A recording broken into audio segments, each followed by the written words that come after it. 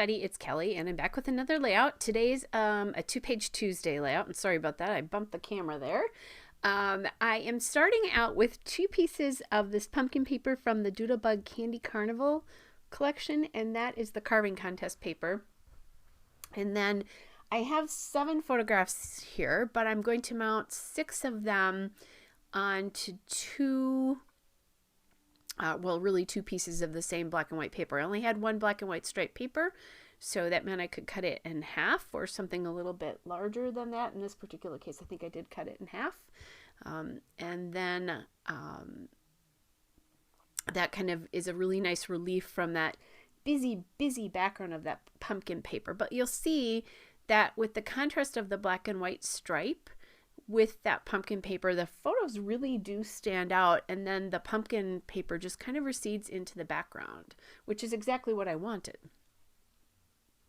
All right, so I have a couple of things that I really want to use, and I really wanted to use this little pumpkin, that little Doodlebug pumpkin there.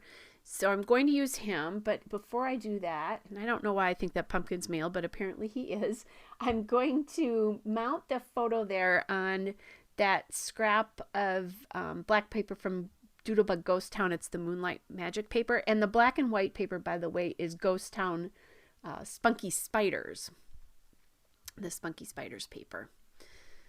All right, so now I'm looking for a journaling card, trying to figure out what to do. That black feels heavy to me as much as I like it with the contrast of the black and white. So then I'm going to go through and kind of look at what I have for oranges. And I see that orange piece, kind of thinking about making that go across this, the photo and the journaling go across the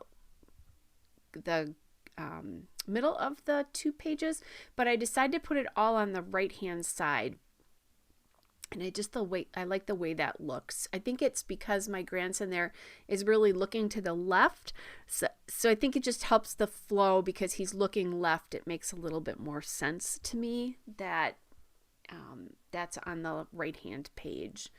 It keeps your eye looking through the layout, I guess, is what I'm the reason that I do it. I do some of these things without even realizing it. I think when I scrapbook live, I think I talk through those processes. Otherwise, I just do it because it feels right to me. And I think that's one thing it feels right to my eye and to me. So I think that's one of the things, if it looks good to you, just do it, right? I also do have I went to school to be an interior designer, and I think I'm pretty spatial for that reason, and also, learn lots of design rules as well too. But anyway, back to the layout. That 3x4 card is from Ellie's Studio. Just some of the cards that I have sitting to be used here.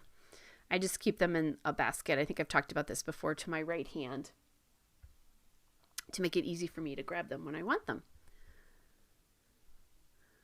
All right, so then I know I want to use that little pumpkin. So I'm going to make that pumpkin a big feature, and I'll add it to the side of the journaling card there, which then really gives me space to put a title on top of the photos on the left-hand page. But I'm going to have to remember there's a lot of space there, so I'm going to need to use something large there to take up the space. And I don't know where I ran to. Oh, I actually think I am looking for, yep, I am.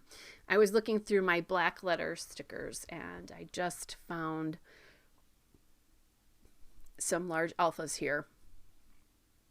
And I'm going to grab my wax paper to make sure that I like the way the alphas look. That's a really nice trick. So there we go. I'm looking at alphas here, I guess. I was thinking of that black and white one to go with the black and white of the striped paper, but when I really thought about it, I thought it blended too much into the black and white striped paper. So instead, I chose this very old black foam alpha from American Crafts.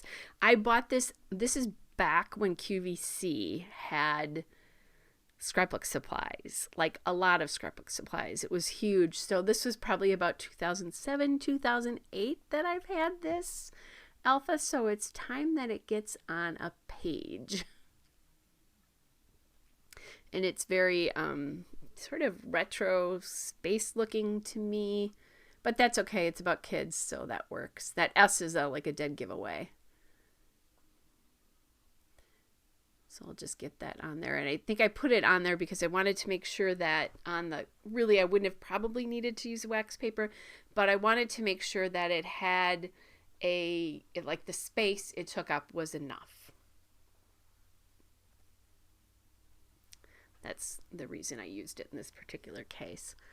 So obviously pumpkins. What the littles did this year, these are my 3 youngest grandkids. The littles didn't carve pumpkins, they painted pumpkins this year. So I think the 2 oldest boys did a little bit of carving because they can handle the, the more safety carving tools. At least the oldest one can. So then I'm going to add the word painting in here, and I'm going to nestle that sort of in that spot next to the K there. And I think the white, because that background is so busy, the white helps the word stand out. I could have used black here, but I think the white just is a better contrast than the black foam alpha. I think it just does a nicer job there. Okay, almost done. And these, I should tell you where these came from. The white puffy alpha is from Pink Fresh. It's the Super Cool Collection, the mini puffy alpha stickers. So they're perfect for either small titles or, like in this particular case, a subtitle. I decided there's too much space left on the left, even though I'd nestled this next to the K, the word painting next to the K. So what I ended up doing is I ended up just justifying it a little bit more to the left, and I like that a little bit better. Okay, then I'm taking some of the asterisks from that set and adding them into, I'm going to take them, so I've added one to the pumpkin, and then as I do my embellishment clusters, I'm going to add them in. I want something more to the left there of the title just because there's still so much space there, and it's not balanced the top right-hand side yet. So sometimes balance is strictly space, like you take out the same space. Sometimes it's more weight, and because the pumpkins word is so dark and sort of draws your eye because it's different than all the photographs, that does take up a lot of visual weight. But I also added in this die cut from the Doodlebug Ghost Town odds and ends, which is their die cuts. So I'm going to add that in, and then I have a little sticker there, and then also another one of those asterisks from the alpha set. The sticker is from the Doodlebug Ghost Town this and that stickers. And then I did add, I forgot to tell you that dimensional pumpkin that I added to the right side is from the Doodlebug Doodle Pops, and it's the roly-poly pumpkin. So I'm not sure if those are still available, but I love Doodle Pops. They're such a cute embellishment. And I try to find them when they're on sale. Let's just put it that way, because they're not inexpensive, but they're so cute. I just can't resist them. And especially scrapping with grandkids, they always have, cute little faces and stuff like that, or often have cute little faces. So I'm adding in some little phrases or words here, like jack-o'-lantern and pumpkins. I'm going to add a white one in just a second that says memories to last a lifetime. And I'm going to put it there to sort of balance so that we have 3 areas of embellishment. Otherwise, it was all up on top and there was nothing to draw your eye down below the picture so that you looked at the whole picture. Again, more of a design thing. And I think it helps the weight as well. So there's the still shot and a couple of detail shots. Hope you're all well, and I'll be back with another layout again soon. Bye, everybody.